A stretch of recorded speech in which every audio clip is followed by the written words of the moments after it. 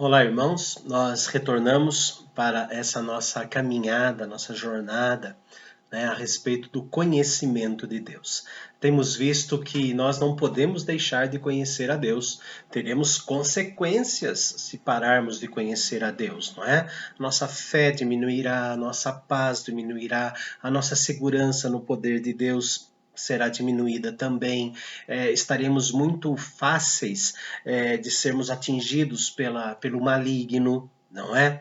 E nós estaremos, acima de tudo, desobedecendo a Deus, cometendo o pecado da desobediência, porque Ele manda que nós tenhamos o conhecimento dele.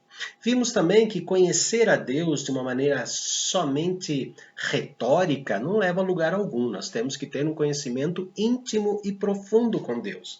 Quanto mais conhecimento retórico, acadêmico, teologia, doutrina, quanto mais nós adquirirmos esse conhecimento, o nosso sentimento ao adquirir este conhecimento é de aumentar a nossa comunhão íntima com Deus. É para isso que existe, né? Teologia, doutrina, existe exatamente como ferramenta para que o crescimento da nossa comunhão com Deus aconteça. É uma das ferramentas que Deus usa. Alguns negligenciam, né? Até falam mal disso e acabam caindo no pecado da ignorância espiritual. Nós vimos ontem que conhecimento de Deus é algo que vem da graça de Deus. O primeiro passo quem dá é Deus. Nós vimos que o Pai chama, o Filho redime na cruz, o Espírito Santo aplica a verdade no coração. Nós vimos a Trindade completa, que é o único e verdadeiro Deus. A Trindade é um Deus só, né? Totalmente envolvida para nos trazer o conhecimento de Deus. Então é algo da graça de Deus, da misericórdia de Deus, da bondade de Deus, faz parte do amor de Deus. Mas, quando nós lemos Deuteronômio 29, nós vimos que existe uma vírgula e depois da vírgula existe um porém, né? Porque ele começa assim, que as coisas encobertas pertencem a Deus ao Senhor nosso Deus, vírgula, porém as reveladas pertencem a nós e aos nossos filhos para sempre. O conhecimento de Deus é algo que Deus nos dá, mas também Deus requer de nós a nossa ação. É um caso de envolvimento pessoal que abrange a mente, a vontade e o coração e o sentimento. Isso, conhecer a Deus, Deus também nos usa para isso. Você tem, eu tenho, temos que nos envolver pessoalmente, não ficar dependendo do pastor, do presbítero, do professor de escola dominical. Essas pessoas foram colocadas por Deus para nos dar a indicação do caminho, para nos mostrar como é que se faz o alimento espiritual. São pessoas iluminadas por Deus para nos auxiliar, mas eu é que tenho que pegar o prato, o garfo e pôr dentro da boca.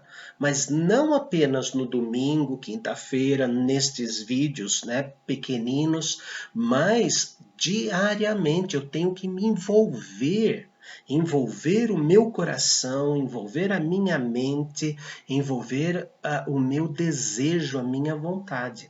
Então vamos lá. Salmo 34, versículo de número 8. Salmo 34, 8 diz assim: Ó, provai e vede que o Senhor é bom. Bem-aventurado o homem que nele se refugia. Fala de provar. Provar não, vamos ver se o senhor existe mesmo. Se o senhor existe, me faz isso, me coloque 15 mil reais na conta, que estou precisando disso. Não é assim. Não é ver se Deus existe, é degustar. Experimente. Experimente e veja que Deus é bom. Deixe as coisas nas mãos dele. Porque todas as coisas que ficaram nas nossas mãos nos levaram ao quê? Ao desespero, ao choro. Não deram certo. Mas deixe então nas mãos do Senhor. É uma questão de envolvimento. deguste, experimente, coma esta comunhão com Deus. Colossenses, carta do apóstolo Paulo aos Colossenses, capítulo 1, versículos 9 a 12. Colossenses 1, 9 a 12 diz assim: Por esta razão também nós, desde o dia que o ouvimos, não cessamos de orar por vós e de pedir que transbordeis do pleno conhecimento da sua vontade, vontade de Deus, né? Em toda sabedoria e entendimento espiritual, a fim de viverdes de modo digno do Senhor, para o seu inteiro agrado, frutificando em toda boa obra e crescendo no pleno conhecimento de Deus. Agora, sendo fortalecidos com todo o poder, segundo a força da sua glória, não da vossa, da sua, Deus, glória, em toda perseverança e longanimidade, com alegria, dando graças ao Pai, que vos fez idôneos à parte que vos cabe da herança dos santos na luz. Viram? Quanto mais nós buscamos conhecer a Deus, quanto mais nos envolvemos no conhecimento de Deus, olhem só quantas bênçãos que Ele nos promete aqui, quantas bênçãos Ele coloca aqui, não é? Tem um livro muito interessante que os irmãos deveriam comprar. A Bíblia em primeiro lugar. Mas tem um livro chamado O Conhecimento de Deus, de J.I. Packer. J.I. Packer, O Conhecimento de Deus. Lá na página 33, ele diz assim: Deus não existe para o nosso conforto, ou felicidade, ou satisfação, ou para nos proporcionar experiências religiosas, como se essas fossem as coisas mais importantes da vida. Deus existe para que o conheçamos. Ele não é objeto do nosso querer, do nosso prazer. Nós não somos o centro do coração de Deus. Deus é que deve estar no centro do nosso coração. É exatamente o contrário do que estão pregando por aí, né? Deus precisa, nós precisamos conhecer, nos envolver com Cristo, com Deus, e através do Espírito Santo vamos frutificar. Vou ler mais um texto. Está na primeira carta escrita por João, capítulo 2. Primeira carta escrita por João, capítulo 2, versículos 4 a 6. Aquele que diz, eu o conheço, e não guarda os seus mandamentos, é mentiroso, e nele não está a verdade. Aquele, entretanto, que guarda a sua, dele, palavra, nele verdadeiramente tem sido aperfeiçoado o amor de Deus. Nisto sabemos que estamos nele. Aquele que diz que permanece nele, esse deve também andar assim como ele andou. Então nós precisamos ter esse envolvimento particular, íntimo, profundo com Deus, porque senão nós seremos mentirosos.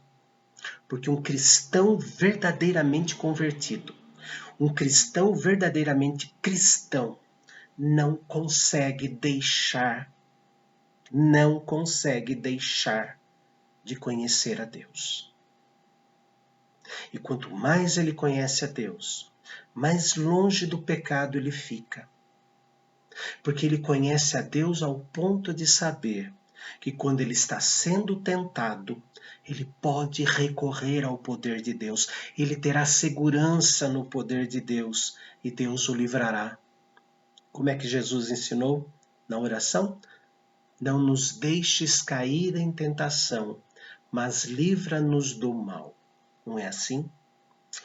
Se envolva. Se esforce. Não tenho tempo. Crie tempo. Crie tempo. Nós não precisamos comer? Não criamos um tempo para comer? crie tempo para conhecer e degustar, provar, experimentar uma comunhão mais íntima com o Senhor. E todos os males, todos os medos, inseguranças passarão. Os problemas virão, como sempre virão. No mundo tereis aflições, mas tende bom ânimo, eu venci o mundo. Não foi o que Jesus disse? Então, Pai bendito, nós agradecemos porque o Senhor se revela a nós através da Tua palavra e requer de nós que nos envolvamos com a Tua palavra. Por isso, Senhor, pedimos que desperte sempre em nós o desejo de nos esforçar para conhecê-lo, colocá-lo em primeiro lugar da nossa vida. O Senhor é a prioridade para nós. Que todos os teus filhos que colocam o Senhor como prioridade são felizes e fortes no meio das batalhas da vida.